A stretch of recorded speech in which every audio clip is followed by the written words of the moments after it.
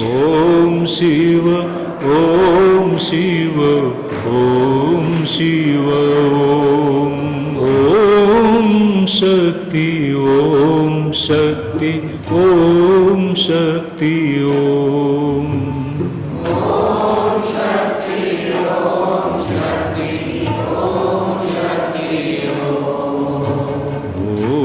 शिव ओम शिव ओम शिव ओम शिव ओम शिव ओम शिव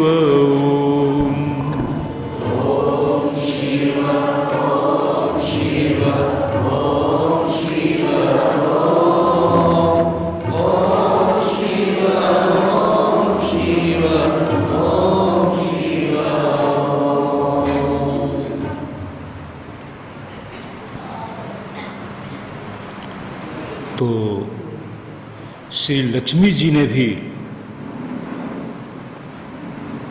भगवान शंकर की साधना की थी।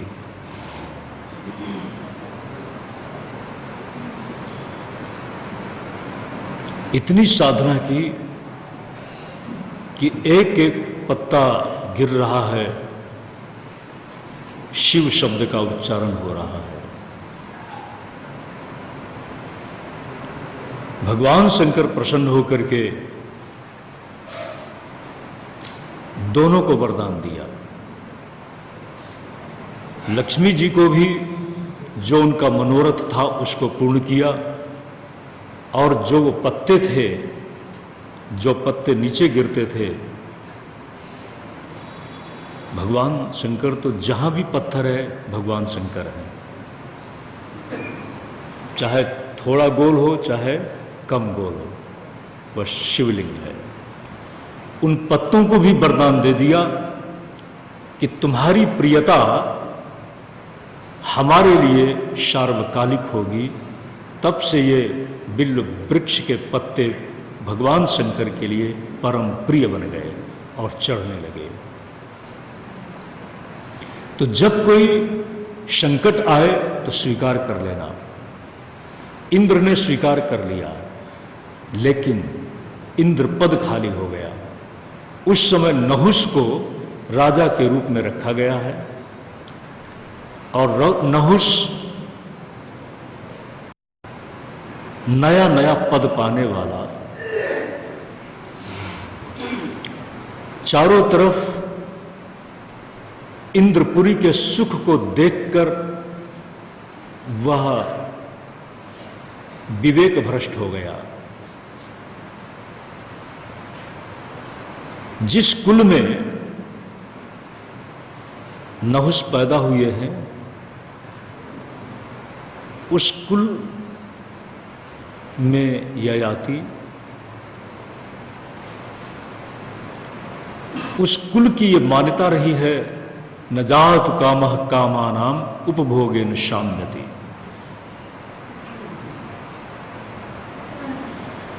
ये काम कभी भी काम के द्वारा शांत नहीं होता, काम्य पदार्थों के द्वारा कभी शांत नहीं होता। हवित्सा कृष्ण वर्त में वो भूय एवाभिवर्धते। इस सूत्र को भूले और इंद्रपुरी में चारों तरफ सब कुछ पाने के बाद उनको एक बात बहुत साल रही है, एक बात बहुत उनको बार बार दिखाई पड़ रही है कि यहाँ पर इंद्राणी क्यों नहीं है, मेरे स्वागत के लिए सची क्यों नहीं है। सची के प्रति उनका दुराग्रह है, और सची अपने व्यक्तित्व की रक्षा के लिए व्याकुल होती है। देवगुरु बृहस्पति ने सलाह दिया, और पराम्बा भगवती महाशक्ति ने कहा कि सूक्ष्म शरीर से तुम मानसरोवर मेरे साथ चलो। विश्वकामा नाम से मैं वहाँ उपस्थित हूँ। शची वहाँ गई है। इंद्र ने परामर्श दिया कि जब संकट आ जाए तो उस समय अपने को शांत रखना, धैर्य रखना। विपत्ति धैर्यम अथाभ्युदये क्षमा। विपत्ति धैर्यम, जब विपत्ति का समय हो तो अपने धर्म से चलित मत होना, अपने मन का संतुलन संभाल करके रखना, अपने चरित्र की भी रक्षा करना, अपने स्वाभिमान और अपनी शालीनता की भी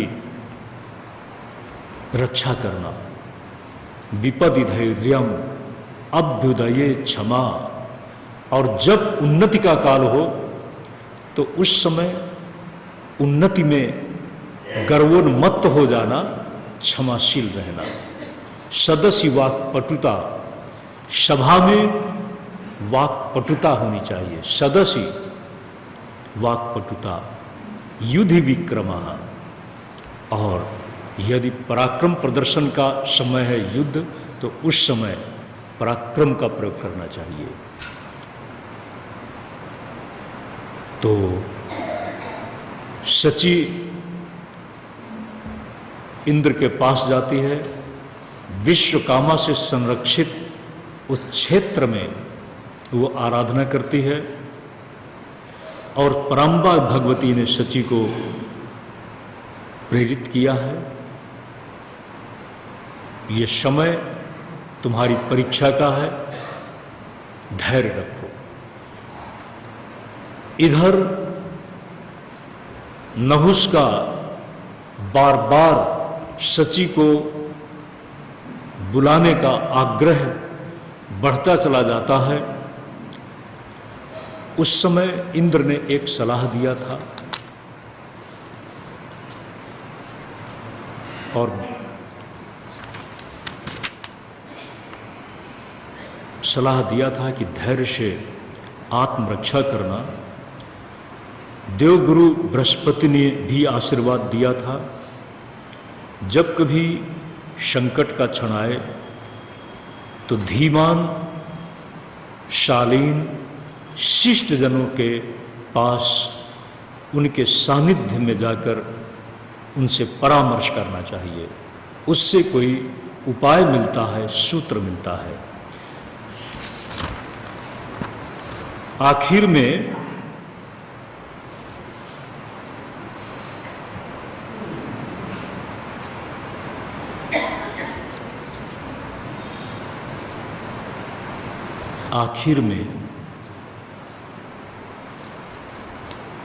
शची नहुष का प्रस्ताव स्वीकार कर लेती है कि मैं आपके पास आऊंगी या आप ही मेरे पास आ जाएं। लेकिन आप मेरे पास आते हैं तो कैसे आएंगे?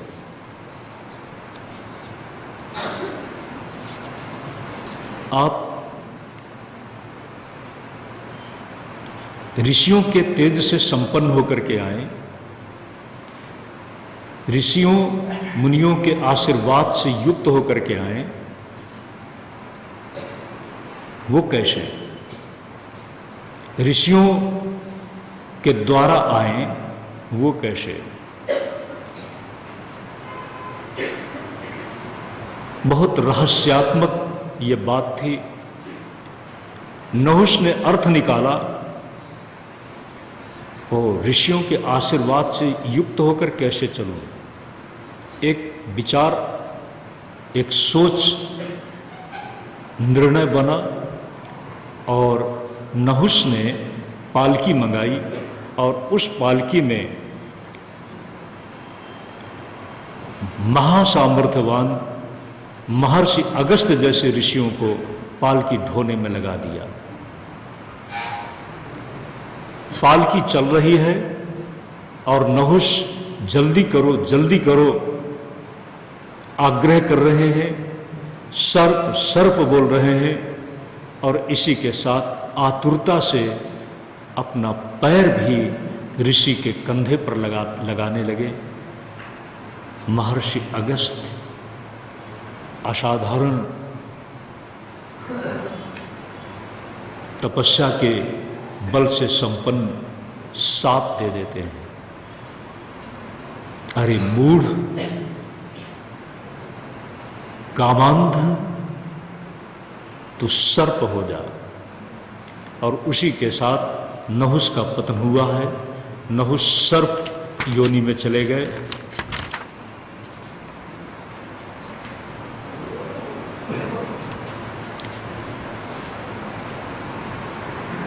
ये अगस्त्य असाधारण है, साधारण नहीं।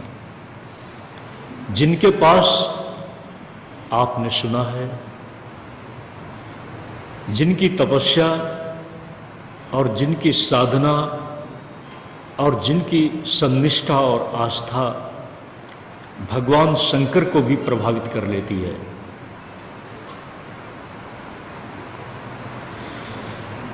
एक बार त्रेता जुग माही, एक बार त्रेता युग माही, शंभु चले कुंभज ऋषि पाई। शंभु चले कुंभज एक बार त्रेता जुग माही, एक बार त्रेता जुग माही, शंभु चले कुंभज ऋषि पाई।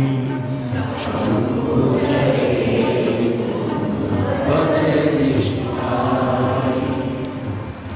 साथ में माता सती भी थी।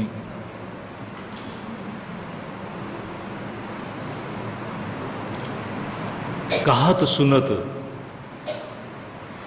कहते हुए सुनते हुए कुछ दिन वहां पर भगवान बाबा जी बिताते हैं। कह क्या रहे हैं, सुन क्या रहे हैं? राम कथा। उस राम की चर्चा कर रहे हैं जिस राम को उन्होंने कहा सबहि नचावत राम गोसाई। ये कौन राम है? राम के दो रूप हैं। यन्माया वशवर्ति विश्वमखिलम ब्रह्मादि देवासुरा, यत्सत्त्वादिमृषैव भाति सकलम रज्जौ यथा हिर्भ्रमः। जिसकी माया के संपूर्ण जगत अधीन है, जिसमें ये संपूर्ण जगत उसी तरह से उद्भासित हो रहा है जिस तरह से भ्रांति में रस्सी में सर्प की प्रतीति होती है। ब्रह्मरूप राम सच्चिदानंद दिनेशा, नहत ही मोह निशा लवलेशा। एक तो ये राम जो निर्गुण निष्कलम निष्क्रियम शांतम निरवध्यम निरंजनम, अप्रमेय, ऐसे ब्रह्म को राम के रूप में देख रहे हैं। दूसरा, यत पाद प्लवमेक में वही भवान बोधे स्थिति सावधान। जिनके चरण का आश्रय लेकर के जो संसार से पार होने की इच्छा रखते हो, उनके लिए ये नौका है। ध्यान देना, ब्रह्म बोधगम्य है, स्थिति के लिए है, स्थिति हो जाए, कहीं जाना नहीं है। ब्रह्म की व्यापकता में इतः ब्रह्म ततः ब्रह्म, चारों तरफ हमारे आपके सबके आसपास अभी आप बिजली के प्रकाश में बैठे हुए हैं, लेकिन बिजली का प्रकाश न हो तो आप हमें बैठे हुए हैं, देख रहे हैं। क्यों? दिन में है। दिन का मतलब सूर्य के प्रकाश में। सूर्य के प्रकाश में आप हमें देख रहे हैं, तब आपसे जानना चाहते हैं कि सूर्य को देख रहे हैं कि नहीं।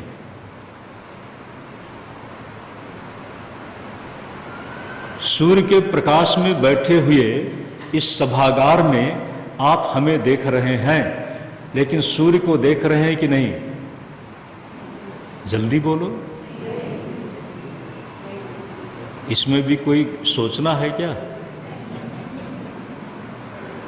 नहीं, सूरज को तो नहीं देख रहे ना।